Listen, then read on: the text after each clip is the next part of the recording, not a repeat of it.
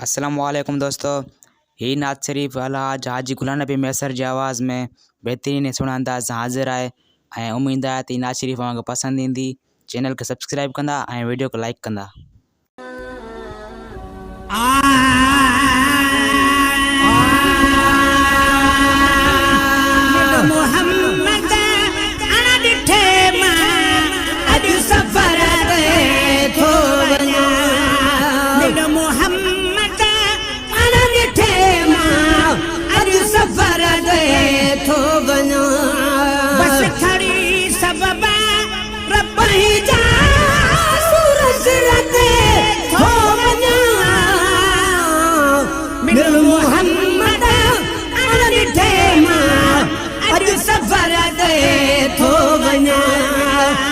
मोहम्मद अन ॾिठे मां अॼु सफ़र ते थो वञा।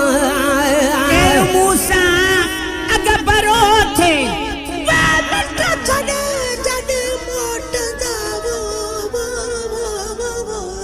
केरु मूसा अॻ भरो थे छॾे जॾ मोटंदा।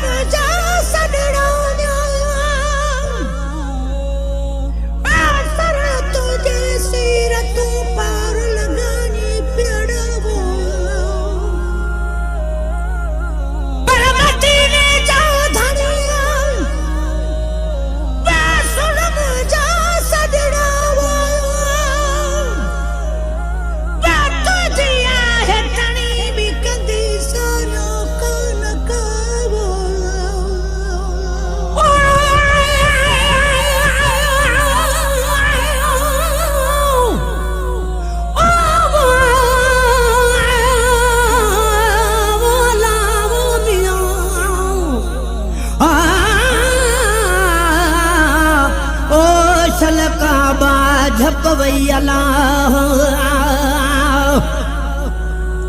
असा तुझे आसरे सभिन जा सानी जड़ा आयूं तेरा क़यामत तानी मिलन तू करो मता तू बिन गलनारी गुलाम नबी बदकार जूं छल बजूं बख्शाई फकीरन जे हालते छल फजल फरमाई अगे पोवाही खाकन जो तू खैर खा। केरु मूसा अग भरो थे मिट छने जदी मोटंदा। केरु मूसा अग भरो थे मिट छने जदी मोटंदा।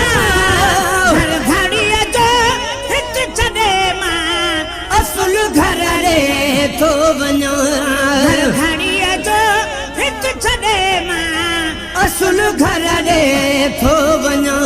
बस खणी सभु ॿार पंहिंजा सूरज ते थो वञा। मोहम्मद अन ॾिठे मां अॼु सफ़र ते थो वञा।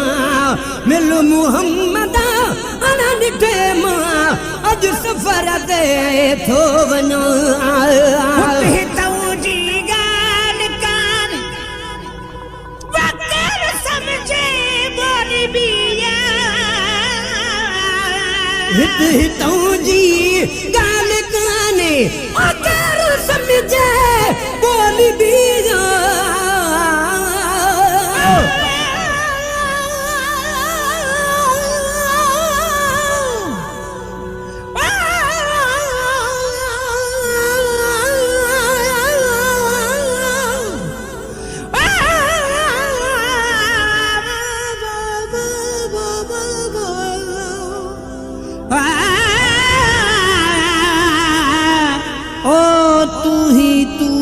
करीम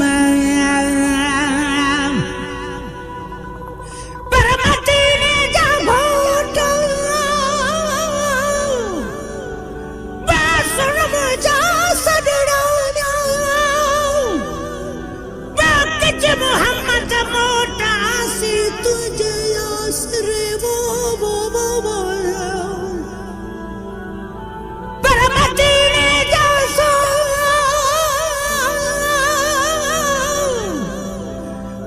सुन मुझा सदड़ा बेकार रब अला लग अल्लाह से गोरस जिसको परीबो